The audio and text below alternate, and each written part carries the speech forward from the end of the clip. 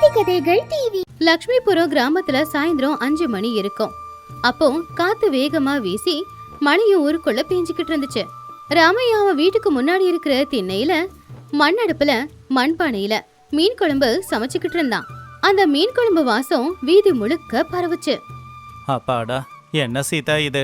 கொட்டன்னு கடந்த 3 நாளா மழை கொட்டிக்கிட்டே இருக்கே. எப்படி இருந்தாலும் நமக்கு நேரம் நல்லா இருக்கு. நாம செய்யற மீன் குழம்ப வாங்க ஜனங்க நம்ம வீடு தேடி வராங்க. நம்ம பழப்பு நல்லா தான் போகுது. ஆமாங்க, இந்த ஊர்ல இருக்கிற எல்லாருமே நீங்க வைக்கிற மீன் குழம்புக்கு அடிமைங்க தானே. நீங்க செய்யற இந்த காரசாரமான மீன் குழம்ப சாப்பிட்டா குளிரெல்லாம் ஓடி போயிடும். அடுப்புல நெருப்பு அதிகமாக்குங்க, குழம்பு கொதிக்கட்டும். ஆமா சீதா, இன்னும் மீன் கொஞ்சம் தான் இருக்கு. இன்னும் ஒரு வேளைக்கு மீன் குழம்ப வித்துட்டா அந்த பணத்துல இந்த மழை காலத்துக்கு தேவைப்படுற அரிசி பருப்பெல்லாம் வாங்கிட்டு வந்து வச்சுக்கலாம். இந்த மழை காலத்துல கஷ்டமே இருக்காது. சீதா சிரிச்சுக்கிட்டே, இதெல்லாம் இருக்கட்டுங்க, ஆனா நம்ம தெருவுல இருக்காரே அந்த சுப்பையாவும் அவங்க பொண்டாட்டி காந்தம்மாவும், அவங்க எப்பவும் போலவே வந்து காசு கொடுக்காம நல்லா சாப்பிட்டுட்டு குழம்ப குறை சொல்லிட்டு போயிடுவாங்க. நம்ம படுற கஷ்டம் எல்லாம் வீணாதாங்க போகுது. அப்போ ராமையா கோவமா, சரி வந்தா வரட்டும், நியாயமா காசை கொடுத்தாதான் குழம்ப கொடுப்பேன். அதை விட்டுட்டு என் பானையில கைய வச்சாங்கன்னா அவங்க கைய கூட வெட்டிடுவேன். என்னோட கஷ்டத்தை இலவசமா கொடுக்க நான் என்ன இங்க சத்திரமா நடத்திக்கிட்டு இருக்கேன். அவங்க என்ன பண்றாங்கன்னு பாக்குறேன் அப்படின்னு அவங்க 2 பேரும் பேசி முடிச்சாங்களோ இல்லையோ, அந்த தெருவுல இருக்கிற சுப்பையா காந்தம்மா 2 பேரும் அந்த மீன் குழம்பு வாசத்துக்கு வந்து திண்ணையில வந்து உக்காந்துட்டாங்க. அடடே, என்ன ராமையா, ஊரெல்லாம் மழையில கஷ்டப்பட்டு வீட்டுக்குள்ள இருக்காங்க. ஆனா நீ மட்டும் மணக்க மீன் குழம்பு வச்சு எங்க பசி எல்லாத்தையும் தூண்டி விட்டுக்கிட்டு இருக்கியே. எங்க ஒரு நல்ல மீன் துண்டா போட்டு கொடு பாப்போம். ஆமா சீதா, எங்க வீட்டுல அடுப்பு நனைஞ்சு போச்சு. அடுப்பு பத்த வைக்க காஞ்ச விறகும் இல்லையா, அதான் எதுவும் சமைக்கல. அப்பதான் உங்க மீன் குழம்பு வாசம் எங்க வீடு வரைக்கும் வந்துச்சு. எப்பவுமே உங்க மீன் குழம்பு வாசம் மூக்க தொலைக்குமே, அதான் சரின்னு சாப்பிட்டுட்டு போலான்னு வந்திருக்கோம். அப்போ அதை கேட்டு ராமையா, வாங்க அண்ணன், வாங்க அண்ணி. இந்த மழையில நல்ல சுட சுட மீன் குழம்பு சாப்பிட்டா நல்லா தான் இருக்கும். ஒரு தட்டு சாப்பாடும் ஒரு துண்டு மீனும் சேர்த்தா 30 காசு. உங்களுக்கு எத்தனை தட்டு சாப்பாடு வேணும்? அப்போ சுப்பையா அதை கேட்டு, என்ன ராமையா, அக்கம் பக்கத்து வீட்டுல இருக்கோம், சொந்தக்காரங்க. வந்த உடனே வியாபாரத்தை பத்தி பேசி பணம்லாம் கேக்குறியே. முதல்ல சாப்பாடு பரிமாறு. உன் பணம் எங்க போயிட போகுது? எங்க மேல அவ்வளோ கூட நம்பிக்கை இல்லையா? சீதா கவலையா, பரவாயில்ல 2 பேரும் சாப்பிடுங்க. நீங்க சாப்பிட்றதுதான் எங்களுக்கு வேணும். மீன் குழம்பு வச்சிருக்கோம், சாப்பாடு போட்டு மீன் குழம்பும் ஊத்துறேன். சாப்பிட்டு எப்படி இருக்குன்னு சொல்லுங்க. சீதா 2 பெரிய வாழையிலைய அவங்க முன்னாடி போட்டா. அதுல சுட சுட சாப்பாடும் அவங்க செஞ்ச மணமணக்கிற மீன் குழம்பையும் ஊத்துனா. அதுல 2 துண்டு மீனையும் வச்சா. அவ்வளவுதான். சுப்பையா காந்தம்மா 2 பேரும் ஒரு பொடி பிடிச்சாங்க. 2 தடவை சாப்பாடு வாங்கி நல்லா சாப்பிட்டுட்டு அதுக்கப்புறமா போய் கைய கழுவிட்டு வந்து, சீச்சி, என்ன ராமையா, குழம்போட வாசத்தை பார்த்து நல்லா இருக்கும்னு வந்தா குழம்பு சரியாவே இல்லையே. உப்பு காரம் கூட சரியில்லை, மீனும் சரியா வேகல, அதுவும் இல்லாம கெட்டு போயிருக்கு. ஆமா சீதா, இந்த குழம்பு சாப்பிட்ட உடனே எனக்கும் வயித்தெல்லாம் ஒரு மாதிரி பெரட்டுது. கெட்டு போன மீன் தான் போட்டிருக்கீங்க போலயே. குழம்பு கொஞ்சம் கூட நல்லாவே இல்ல, அந்த நீச்ச நாத்தம் போகவே இல்ல. இத சாப்பிட்டு எங்க உடம்பு கெட்டு போச்சுன்னா அதுக்கு நீங்க தான் வைத்திய செலவுக்கு பணம் கொடுக்கணும். அதை கேட்டு ராமையா கோவமா, என்ன நீ இது? ஊர்ல இருக்கிற அத்தனை பேரும் வந்து வாங்கி சாப்பிட்டு அமிர்த மாதிரி இருக்குன்னு சொன்னாங்க. உங்களுக்கு மட்டும் நல்லா இல்லையா? அப்படின்னா 2 தட்டு சாப்பாடு எப்படி சாப்பிட்டீங்க? நல்லா சாப்பிட்டுட்டு காசு கொடுக்காம ஏமாத்துறதுக்காக இப்ப நாடகம் வேற போட்டுக்கிட்டு இருக்கீங்க. அப்ப சுப்பையா கோவமா, டே ராமையா, என்ன நாக்கு நீளுது? குழம்பு நல்லா இல்ல, அதனாலதான் நல்லா இல்லைன்னு பணம் கொடுக்க மாட்டோன்னு சொல்றோம். நீ யாருக்கிட்ட வேணாலும் போய் சொல்லிக்கோ. நாளைக்கு பஞ்சாயத்துல சொல்லி உன் கடையை மூடுறேன் பாரு. அதே நேரத்துக்கு ஊர் பெரியவரான ரங்கையாவும் அவருடைய மனைவியான சுஷீலாவும் கொடை பிடிச்சுக்கிட்டு அங்க வந்தாங்க.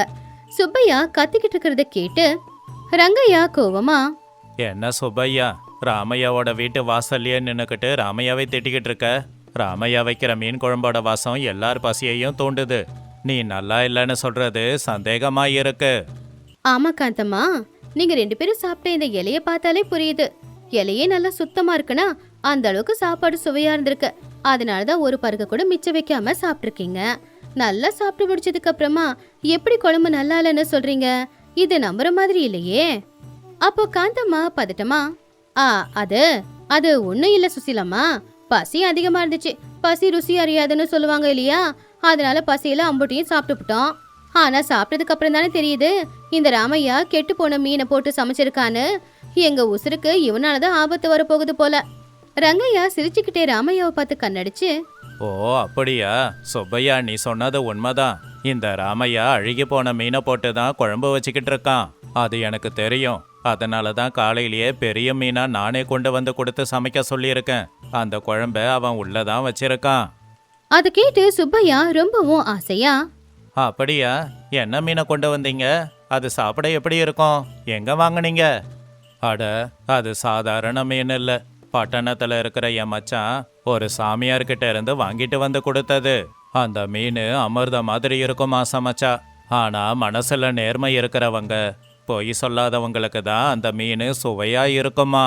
ஆனா கெட்டவங்க சாப்பிட்டா அந்த குழம்பு காரமாவும் கசப்பாவும் மாறி வயிறெல்லாம் எரியுமா. காந்தம்மா பதட்டமா, ஐயோ வயிறு வாயிலிருந்து எரியுமா? இது என்ன மீன்? இப்படிப்பட்ட மீனை பத்தி நான் கேள்விப்பட்டதே இல்லையே. ஏதாவது பொய் சொல்றீங்களா? அப்போ சுஷீலா கிண்டலா சிரிச்சு, அட என்ன காந்தம்மா, இந்த மீனை பத்தி நீ கேள்விப்பட்டதே இல்லைன்னா அது அதிசயம்தான். ராமையா, என் வீட்டுக்காரரு கொடுத்த அந்த மீன் குழம்ப கொண்டு வா. பாவம், நம்ம சுப்பையாவும் ரொம்ப நல்ல மனுஷன், நேர்மையான ஆளு. 2 பேருமே அந்த குழம்பு போட்டு சாப்பிடட்டும் அப்படின்னு சொன்னதும் ராமையா ரங்கையா 2 பேரும் வீட்டுக்குள்ள போனாங்க. ராமையா, நான் சொல்றத உடனே செய்.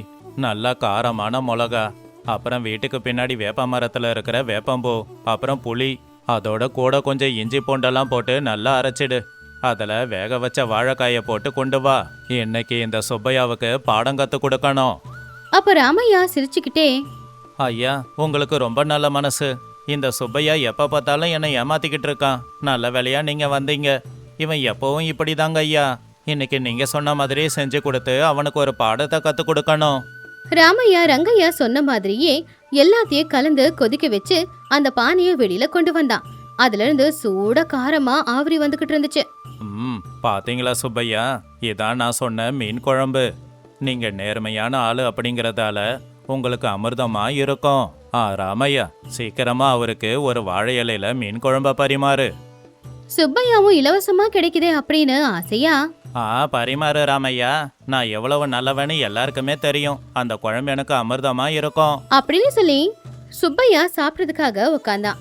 ராமையா பரிமாறின அந்த மீன் குழம்ப வாயில வச்சு சாப்பிட ஆரம்பிச்சான். அது சாப்பிட சாப்பிட முதல்ல எதுவும் தெரியல. ஆனா அதுக்கப்புறம் வாயில இருந்து வயிறு வரைக்கும் எரிய ஆரம்பிச்சுது. அப்படி எரிச்சலா இருக்கு அப்படிங்கறத வெளியில சொன்னா அவன் நேர்மை இல்லாதவன் அப்படின்னு சொல்லி எல்லாரும் கிண்டல் பண்ணிடுவாங்களோ என்னமோ அப்படின்னு வேற வழி இல்லாம அதை துப்பவும் முடியாம சாப்பிட்டுக்கிட்டே இருந்தான். ஒன்றும் இல்லை, கொஞ்சம் காரம் கொஞ்சம் அதிகமா இருக்கு, அவ்வளவுதான். ஆனா இந்த மீன் தான் கொஞ்சம் ஏதோ ஒரு மாதிரியா இருக்கு. இந்த மீன் இப்படிதான் இருக்குமோ என்னமோ. குழம்பு அமிர்த மாதிரி தான் இருக்கு. ரங்கையா சிரிச்சுக்கிட்டே, பாத்தியா காந்தம்மா, உன் புருஷன் எவ்வளோ நல்லா சாப்பிட்றான்னு. நீயும் சாப்பிட்டு பாரு. நீயும் நல்ல மனசுக்காரியாச்சே. உனக்கும் அந்த குழம்பு அமிர்தமா இருக்கும். காந்தம்மாவும் ஆசையா, அப்படின்னா சீதா எனக்கும் அந்த குழம்பு கூட அப்படின்னு சொல்லி காந்தம்மாவும் அந்த குழம்ப சாப்பிட்டா. அவ்வளவுதான், அவளால காரத்தை தாங்க முடியல. உடனே அவளுக்கு பயங்கரமா வயிறெல்லாம் எரிய ஆரம்பிச்சுது. காரம் தாங்க முடியாம சத்தமா கத்த ஆரம்பிச்சிட்டா. ஐயோ, காரம், கசப்பு, புளிப்பு, என்ன இது?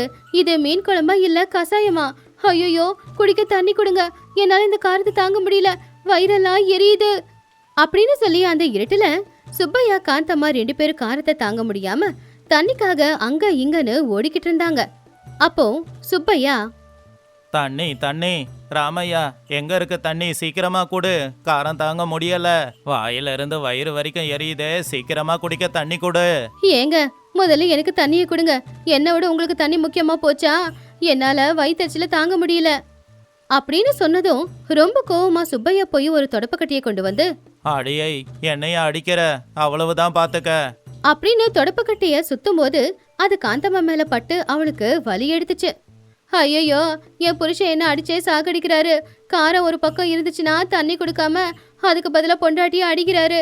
தயவு செஞ்சு யாராவது காப்பாத்துங்க. இது எல்லாத்தையும் பார்த்து ராமையா சிரிச்சுக்கிட்டே, அண்ணா, அது குடிக்கிற தண்ணி இல்ல, சூடா இருக்கிற சாம்பாரு. முகத்துல ஊத்திக்கிட்டா முகம் வெந்து போயிடும். சீதா உடனே போய் விளக்க பத்த வச்சு கொண்டு வந்தா. அப்பதான் தெரியுது 2 பேரும் தண்ணிக்காக அலைஞ்சதுல சேத்துல விழுந்து புரண்டு உடம்பெல்லாம் சேறு ஓட்டிக்கிட்டு இருக்கிறது. அத பார்த்து ரங்கையா சுஷீலா 2 பேருமே சிரிச்சாங்க. பாத்தியா இந்த மீனோட மகிமைய?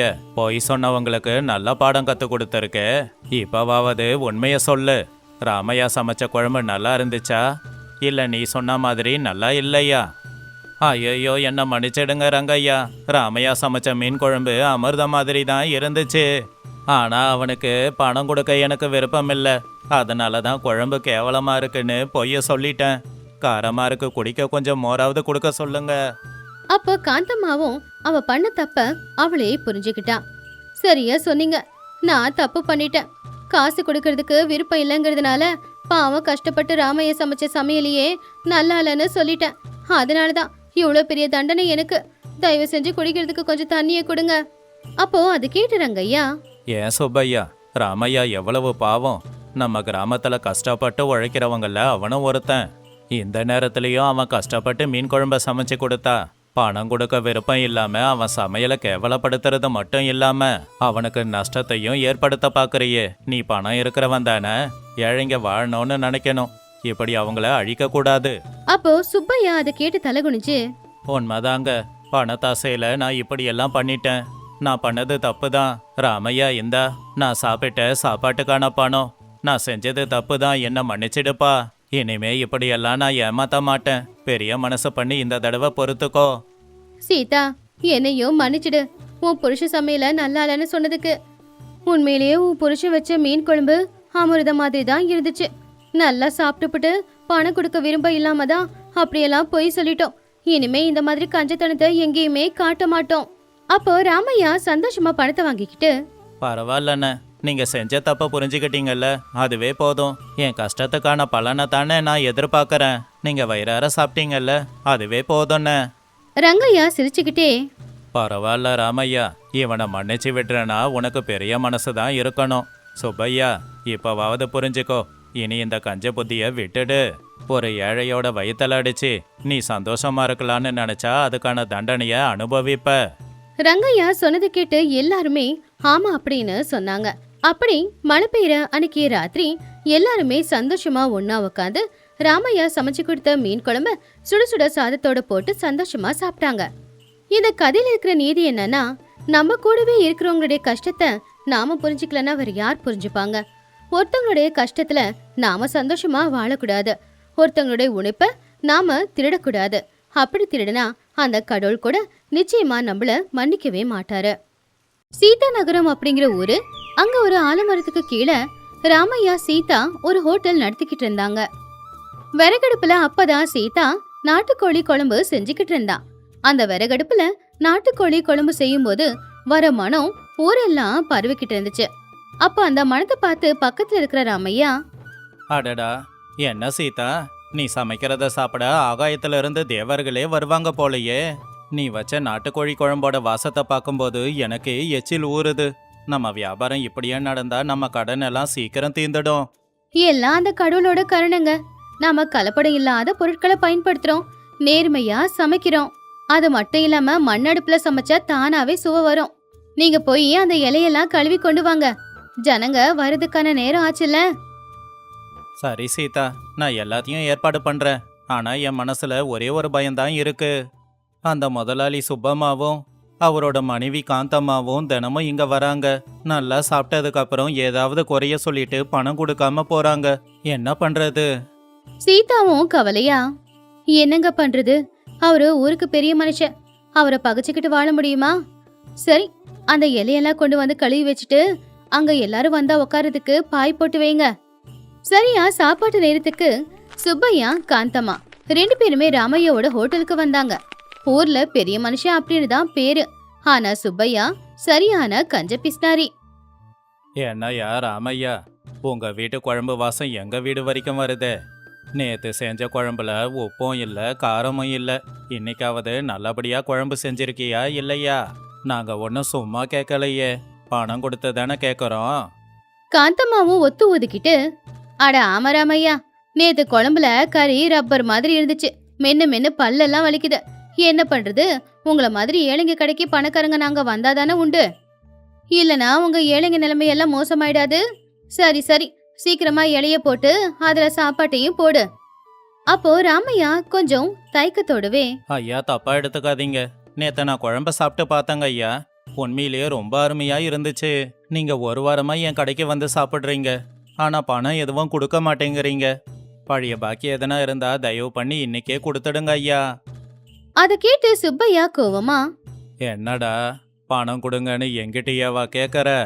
என்ன மாதிரி ஆளெல்லாம் உன் கடையில வந்து உக்காந்து சாப்பிட உன் கடையும் நீயும் கொடுத்து வச்சிருக்கணும். முதல்ல சாப்பாடு போடு. குழம்பு நல்லா இருந்தா சாப்பிட்டதுக்கு அப்புறமா பணம் கொடுப்பேன், இல்லனா கொடுக்க மாட்டேன். ராமையா வேற வழி இல்லாம பாய போட்டு உட்கார வச்சு அவங்களுக்கு வாழை இலையில சாப்பாடும் கோழி குழம்பும் ஊத்தி கொடுத்தான். புருஷன் பொண்டாட்டி 2 பேருமே அந்த சாப்பாட ரசிச்சு ருசிச்சு சாப்பிட்டுக்கிட்டு இருந்தாங்க. வாங்கி வாங்கி சாப்பிட்டு இலைய கழுவுற மாதிரி அதுக்கப்புறம் போய் கையையும் கழுவுனாங்க. சே என்னடா குழம்பு இது? இதுல உப்பும் இல்ல காரமும் இல்ல. அது என்ன கோழியா? ஏதோ பூசணிக்காவை சாப்பிட்ட மாதிரி இருக்கு. இதுல இவனுக்கு பணம் வேற நான் கொடுக்கணுமா? ஆமாங்க, ஒழுங்கா குழம்பு செய்ய தெரியாதவங்க எல்லாம் ஹோட்டல் வச்சே நடத்துறது எதுக்குதானோ? என்ன ராமையா இது, எப்ப வந்தாலும் குழம்பு நல்லா இல்ல, ஆனா காசு மட்டும் நல்லா வக்கனையா கேக்குறியே, இந்த குழம்புக்கு எப்படி காசு கொடுக்கறதா அப்படின்னு சொல்லி புருஷன் பொண்டாட்டி அங்கிருந்து போயிட்டாங்க. ராமையா வருத்தமா, பாத்தியா சீதா, அவங்க 2 பேரும் இப்படியே ஒரு நாளைக்கு 2 வேளை வந்து சாப்பிட்டுட்டு போறாங்க. இப்படியே வார கணக்காயிடுச்சு. ஆனா ஒத்த ரூபா கூட கொடுக்காம இருக்காங்களே. என் பணம் தான் வீணா போய்கிட்டு இருக்கு. இவன் அநியாயத்தை தட்டி கேட்க இந்த ஊர்ல யாருமே இல்லையா? அப்பதான் அந்த ஊரோட தலைவரான பூபதியும் அவருடைய மனைவியான சுசீலாவும் சாப்பிடுறதுக்காக வந்தாங்க. ராமையா சீதாவோட வாடி போன முகத்தை பார்த்து, என்ன ராமையா, என்ன ஆச்சு? எதுக்காக 2 பேரோட முகமும் வாடி போயிருக்கு? பொண்டாட்டி புருஷனுக்குள்ள எதனா பிரச்சனையா என்ன? இல்ல எதனா கடன் பிரச்சனையா? ஆமா ராமையா, உங்களுக்கு என்ன கஷ்டம் வந்தாலும் தீர்த்து வைக்க இவர் இருக்காரே. உங்க வியாபாரம் நல்லபடியா தான் நடக்குது, இல்ல கஷ்டப்படுறீங்களா? திருட எவனாச்சும் வந்து ஏதாவது திருடிக்கிட்டு போயிட்டானா அப்படின்னு கேட்டப்போ ராமையா, திருடனுங்க திருடிக்கிட்டு போனா ஒரு நாள் வருமானம் மட்டும்தாம்மா போகும். ஆனா நம்ம சுப்பையா இருக்காரே, அவரு தினமும் என் கடைக்கு வந்து 2 வேளையும் சாப்பிட்டுட்டு கடைசியில உப்பு இல்ல காரம் இல்லன்னு ஏதாவது ஒரு குறைய சொல்லிட்டு சாப்பிட்டதுக்கு பணம் தர மாட்டேங்கிறாரு. சீதாவும் கவலையா, ஆமாங்கம்மா, ஒரு வாரமா 2 பேரும் வராங்க, நல்லா மூக்கு முட்டை சாப்பிடுறாங்க, ஆனா கடைசியில இது நல்லால அது நல்லால அப்படின்னு குறைய சொல்லிட்டு காசு கொடுக்காம போயிடுறாங்க. இப்படி இருந்தா எங்க வியாபாரம் எப்படி நடக்கிறது? பூபதி ரொம்ப கோவமா, என்னது, அந்த கஞ்ச பிசினரி சுப்பையா தினமும் இங்க வந்து சாப்பிட்டுட்டு சாப்பிட்டதுக்கு பணம் கொடுக்காம போறானா? அவங்கிட்ட அவ்வளோ பணம் இருந்தும் இவ்வளோ கேவலமா ஏன் நடந்துக்கிறான்? ராமையா, நான் இருக்கேன், கவலைப்படாத. பாத்தீங்களாங்க, அவன் கஞ்ச புத்திய இந்த அளவுக்கு கேவலமா இறங்கிட்டான். அவனுக்கு நல்ல பாடத்தை கத்து கொடுக்கணும். ஆனா அந்த பாடம் அவனுக்கு வாழ்க்கை பாடமாவே இருக்கணும். ஏதாவது யோசிங்க. கண்டிப்பா சுசீலா, நல்லா சாப்பிட்டுட்டு குறையா சொல்லிட்டு போறான். இன்னைக்கு ராத்திரி அவனுக்கு நிச்சயமா ஒரு நல்ல விருந்த வைக்கணும். அந்த விருந்த சாப்பிட்டுட்டு போறவன் இனிமே இந்த ஜென்மத்துல இந்த பக்கம் தலை வச்சு படுக்க கூடாது. ராமையா, நான் சொல்றத அப்படியே செய். அவன் பாக்கிய அவன் கொடுத்துட்டு போவான் பாரு அப்படின்னு பூபதி ராமையாவோட காதல் ஒரு ரகசியத்தை சொன்னாரு. அத கேட்ட உடனே பாவம் ராமையா முகத்துல ஈ ஆடல, அவன் கை கால் எல்லாமே நடுங்குச்சு. ஐயோ ஐயா, நீங்க சொன்ன மாதிரி நான் குழம்பு வச்சு சுப்பையாவுக்கு கொடுத்தேன்னா அப்புறம் அவரோட உசுறு காத்தோட காத்தா போயிடுமே. அது தப்பு இல்லைங்களா? பூபதி சிரிச்சுக்கிட்டே, அவன் செய்யறதுக்கு உசுறு போனா பரவாயில்ல. நீ அந்த மிளகாவை 10 கொண்டு வா. அதோட இஞ்சி பூண்டுன்னு எல்லாத்தையுமே அரைச்சி வச்சிடு. அதை கொதிக்க வச்சா பார்க்க சிகப்பு கலர்ல இருக்கணும். மற்றது எல்லாத்தையுமே நான் பார்த்துக்கறேன். இன்னைக்கு ராத்திரி அவன் உன்னோட கடைக்கு எப்படி ஓடி வரான்னு மட்டும் பாரு. பூபதி சிரிச்சுக்கிட்டே நேரா சுப்பையாவோட வீட்டுக்கு போனாரு. சுப்பையாவோட வீட்டுல, பாத்தியா காந்தம்மா, நான் எவ்வளோ பெரிய முளக்காரன்னு. தினமும் அந்த ராமையாவோட கடைக்கு போய் மூக்கு முட்டை தின்னுட்டு கடைசியில் ஏதாவது ஒரு குறைய சொல்லிட்டு பணம் கொடுக்காம வரேன் பாத்தியா? என்னங்க சுப்பையா, ரொம்ப சந்தோஷமா இருக்கீங்க. நல்லா சாப்பிட்டுட்டீங்க போலயே.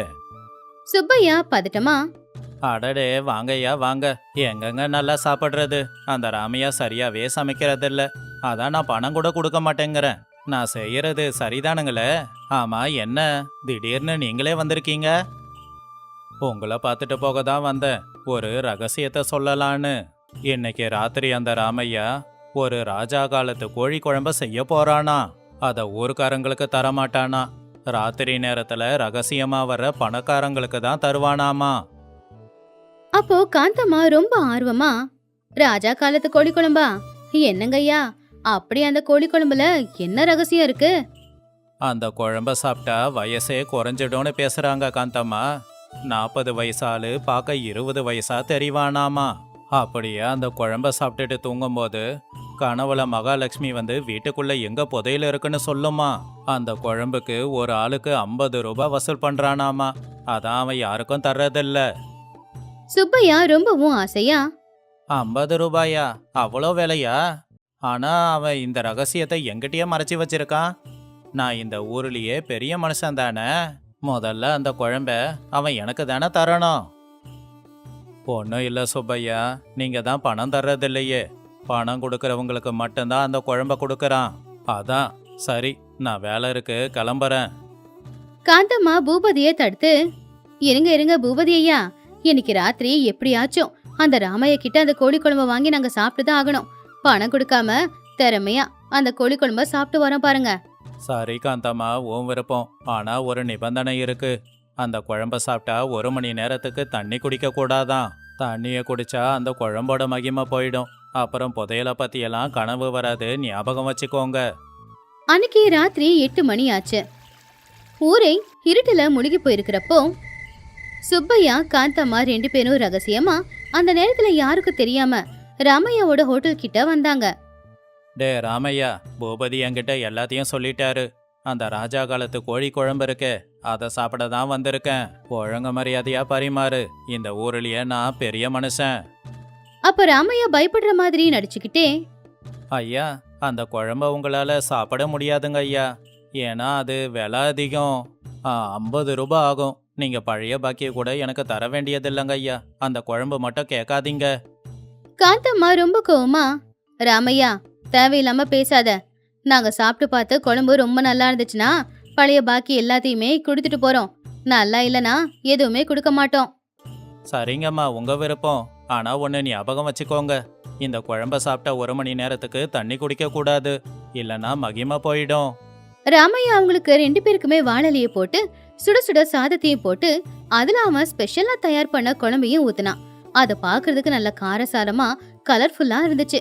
சுப்பையா காந்தம்மா 2 பேரும் அதை சாப்பிட ஆரம்பிச்சாங்க. அதோட சுவை உண்மையிலேயே ரொம்ப நல்லா இருந்துச்சு. ஆஹா, நல்லா கமகமான மனம் வருதில்ல காந்தம்மா. கொஞ்சம் காரமா இருக்கு, ஆனா ருசி நல்லா இருக்கு. ஆமாங்க, லக்ஷ்மி தேவி கனவுல வர போறாங்கன்னா இந்த காரத்தை தாங்கிக்கிட்டு மொத்த சாப்பாட்டையும் சாப்பிட்டுடலாம் அப்படின்னு 2 பேரும் காரம்னு கூட பார்க்காம அதை எல்லாத்தையுமே அதிகமா சாப்பிட்டதுனால கொஞ்ச நேரத்துல அவங்களுக்கு வயிறுல இருந்து வாய் வரைக்கும் பயங்கரமா எரிய ஆரம்பிச்சுது. காரத்தை தாங்க முடியாம, ஐயையோ காந்தம்மா, காரம் காரம், என் நாக்கெல்லாம் எரியுதே. என் தொண்டை வயிறு வரைக்கும் எரியுதே. கொஞ்சம் தண்ணி குடிச்சா நல்லா இருக்கும். ஐயோ காரம் காரம், ராமையா குடிக்கிறதுக்கு சீக்கிரமா தண்ணியை கொண்டு வா. இந்த காரத்தை இப்படியே விட்டா குடலெல்லாம் வெந்து போயிடும் போல தெரியுது. சீக்கிரம் போ, குடிக்கிறதுக்கு சீக்கிரம் தண்ணியை கொண்டு வா. ஐயோ அம்மா, நான் முன்னாடியே சொன்னேன், சாப்பிட்டு 1 மணி நேரத்துக்கு தண்ணி குடிக்க கூடாது. அப்படி குடிச்சா அதோட மகிமையே போயிடும். அப்புறம் புதையலை பத்தியெல்லாம் எதுவுமே தெரிய வராது. தயவு செஞ்சு கொஞ்சம் பொறுத்துக்கோங்க. சுப்பையா காரம் தாங்க முடியாம, டேய், எனக்கு புதையலும் வேணாம், ஒன்றும் வேண்டாம். என் நாக்கெல்லாம் எரியுது, வயிறே புண்ணாகம் போல இருக்கு. முதல்ல தண்ணியை கொடு, உனக்கு புண்ணியமா போகட்டும். ஏங்க என்னால முடியலங்க. என் நாக்கு வெட்டி தூக்கி போட்டுடலாம் போல தோணுதுங்க. எரியுதே எரியுதே, வாயிலிருந்து வயிறு வரைக்கும் இப்படி எரியுதே கடவுளே அப்படின்னு சொல்லும் போதுதான் பூபதியும் சுஷீலாவும் அங்க வந்தாங்க. அப்போ பூபதி சிரிச்சுக்கிட்டே, என்ன சுப்பையா, ராஜா காலத்து குழம்பு நல்லாவே வேலை செய்து போலயே. நீங்க கத்துறத கேட்டா 20 வயசு பையன் மாதிரி தான் தெரியுது. அட ஆமா சுப்பையா, கொஞ்ச நேரம் பொறுத்துக்கோங்க. அப்பதானே உங்களுக்கு புதையலெல்லாம் கிடைக்கும். உங்க வயசும் பாதி குறைஞ்சிடும். இன்னும் கொஞ்ச நேரத்துக்கு தண்ணி குடிக்காமயே இருங்க. நீங்க திட்டம் போட்டு தான் இப்படி செஞ்சிருக்கீங்கன்னு தெரியும். என் வயிறெல்லாம் எரியுது. உங்களுக்கு புண்ணியமா போகட்டும். எனக்கு முதல்ல குடிக்க கொஞ்சம் தண்ணியை கொடுங்க. பூபதி சிரிச்சுக்கிட்டே, பாத்தியா சுப்பையா, ஏழையோட வயித்துல அடிச்சு நீ மட்டும் வயிறார சாப்பிட்டுக்கிட்டு இருந்தியே, அதுக்கான தண்டனை தான் இது. 10 ரூபாய் கொடுக்க கஷ்டப்பட்டியே, இப்ப 10 குடம் தண்ணி குடிச்சாலும் அந்த எரிச்சல் போகாது. முதல்ல ராமையாவுக்கு கொடுக்க வேண்டிய பாக்கி பணம் எல்லாத்தையும் கொடு, கூடவே 50 ரூபாய் கொடு. அப்பதான் உனக்கு கொடுக்க வேண்டிய தண்ணிய கொடுப்போம். ராமையா இந்தா 50 ரூபாவும் உன்னோட பாக்கி பணமும் நான் தான் கொடுத்துட்டல, கொஞ்சம் தண்ணிய கூட, உனக்கு புண்ணியமா போகட்டும் அப்படின்னு அவங்க பணத்தை ராமையா கிட்ட கொடுத்த உடனே ராமையா வேகமா போய் பானையில தண்ணிய கொண்டு வந்து கொடுத்தான். தண்ணிய பார்த்த உடனே 2 பேரும் பானையோடவே அந்த தண்ணிய குடிக்க ஆரம்பிச்சிட்டாங்க. அந்த அளவுக்கு காரமா இருந்துச்சு. கொஞ்ச நேரத்துல எரிச்சல் நின்னு போச்சு. அப்போ சுப்பையா ரொம்பவும் சோர்வா கண்ணுல கண்ணீரோட, பூபதி ஐயா, தயவு பண்ணி மன்னிச்சிடுங்க. ஒரு ஏழையை ஏமாத்தி அவங்கிட்ட இருந்து இலவசமா சாப்பாடு வாங்கி சாப்பிட்டது தப்பு தான். அதுக்கு திட்டம் போட்டு ஒரு பாடத்தை எனக்கு கற்றுக் கொடுத்துட்டீங்க. ஏழையோட வயிறு எரிஞ்சா அது எப்படி இருக்கும்னு இன்னைக்கு நான் தெரிஞ்சுக்கிட்டேன். என்னை மன்னிச்சிடுங்க. ஆமா ராமையா, எங்களை மன்னிச்சிடு. நீ கஷ்டப்பட்டு செலவு பண்ணி சமைச்சு போட்டுக்கிட்டு இருக்க. ஆனா நல்லா மூக்கு முட்டை சாப்பிட்டுட்டு நாங்க பணம் கொடுக்காம இருந்தது தப்புதான். அதுக்கான சரிய தண்டனையை தான் நாங்க அனுபவிச்சிருக்கோம். அப்போ ராமையா அவங்க 2 பேரையும் பார்த்து, பரவாயில்லங்க ஐயா, உங்க தப்ப நீங்க புரிஞ்சுக்கிட்டீங்க. என் பாக்கி பணத்தையும் கொடுத்துட்டீங்க. எனக்கு இதுவே போதும். இனிமே கஷ்டப்படாம நான் வியாபாரத்தை பண்ணிப்பேன். பூபதி ஐயா, நீங்க செஞ்ச உதவிய நான் மறக்க மாட்டேன். பாத்தியா காந்தம்மா, ஒருத்தங்க வயித்துல அடிச்சு நீ நல்லா சாப்பிடணும்னு நினைச்சா கடவுள் இப்படிதான் தண்டனைய கொடுப்பாரு. அப்போ பூபதி எல்லாரையும் பார்த்து, பார்த்தல சுப்பையா, ஏழையோட வயித்துல அடிச்சு நீ சந்தோஷமா இருக்க பாத்தீனா, உன்னோட வயிறு இப்படி தான் எரியும். நீ மட்டும் நேர்மையா பணம் கொடுத்திருந்தா அவன் சமையல் உனக்கு அமிர்தமா இருந்திருக்கும். இந்த கதையில இருக்கிற நீதி என்னன்னா, ஒரு ஏழையோட உழைப்ப திருட்டுத்தனமா எடுத்துக்கணும் அப்படின்னு யார் யோசிச்சாலும் சரி, அவங்களுக்கு நிச்சயமா கடவுள் ஒரு நாள் பாடத்தை கத்து கொடுப்பாரு. அது கடவுளா இருக்கலாம், இல்ல கடவுள் மாதிரி வர மனுஷங்களாவும் இருக்கலாம்.